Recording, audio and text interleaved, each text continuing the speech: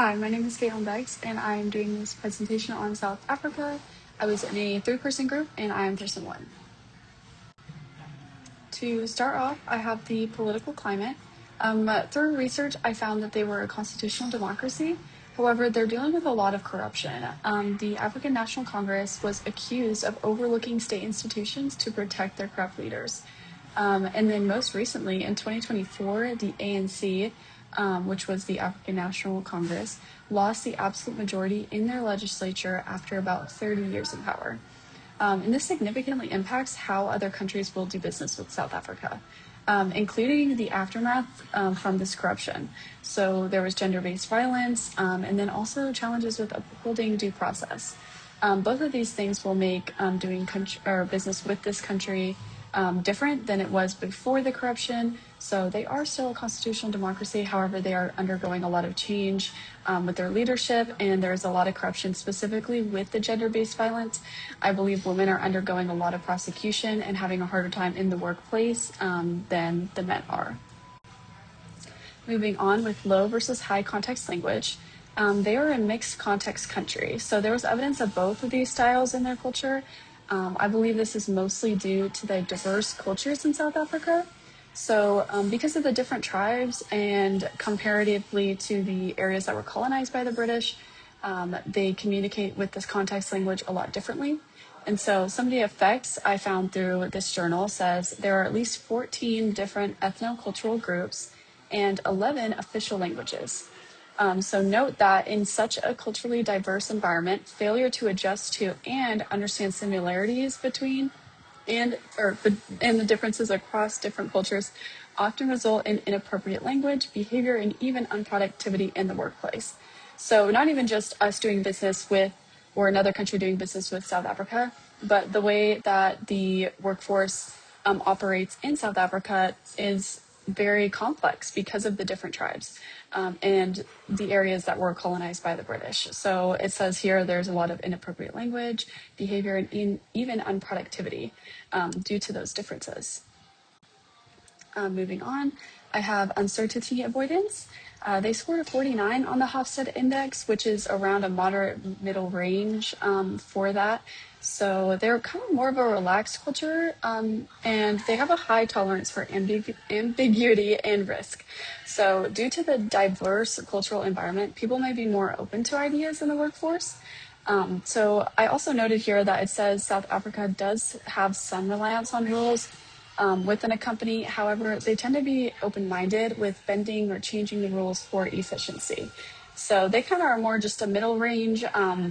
They lean more relaxed culture, but they do have some structure and rules within the workplace. However, they are open to different ideas and changing it if it means more efficiency.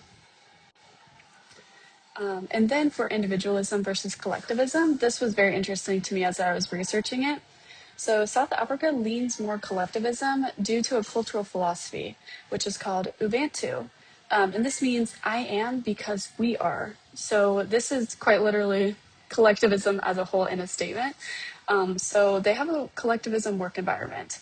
However, I did note that because of Western influence, Western culture and styles from other countries lean more individualistic.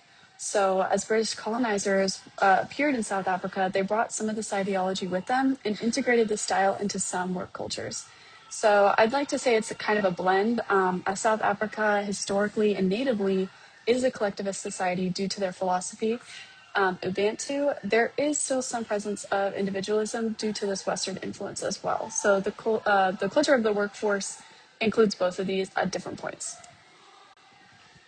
And then lastly, I want to talk about the superstitions in the workplace. So this one was really interesting to me because with the concept of shaking hands. So in America, which is where I grew up and am from, a lot of people in the workplace see a handshake with your right hand as an introduction, as respect, and a connection there. But South Africa doesn't view it that way, and they actually view a shaking of your left hand as unclean and disrespectful. So this website said when communicating with South Africans and residents of that country who profess specifically Islam, you should not use your left hand when communicating. because it is considered unclean.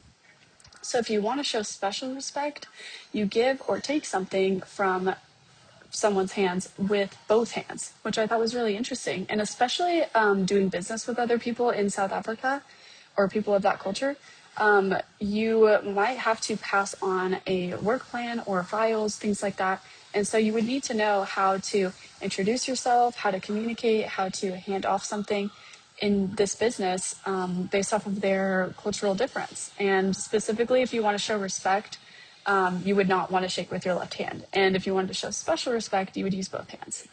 And then lastly, I saw that they also have a conversation difference as well.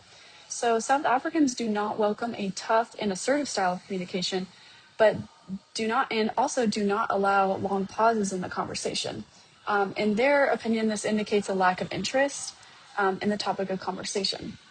And I thought that was really interesting as well, because I feel like in America, a difference there would be a long pause, meaning you are receiving the information, thinking about it, and preparing for a talking point to come back to the conversation. And in South Africa, they see it more as that you are having a lack of conversation or a lack of interest in the conversation. And so if you were having a conversation with someone from South Africa, whether that be a business meeting or a proposal, you would want to make sure that you are not allowing long pauses so they know that you are still interested. And you would also want to use a less assertive style of communication because you would want to show more respect to them, and that you would not want to communicate that you're being assertive. So those are just some things I found really interesting. And I also thought would be really important to know if you wanted to do business in South Africa. And yes, that is my presentation.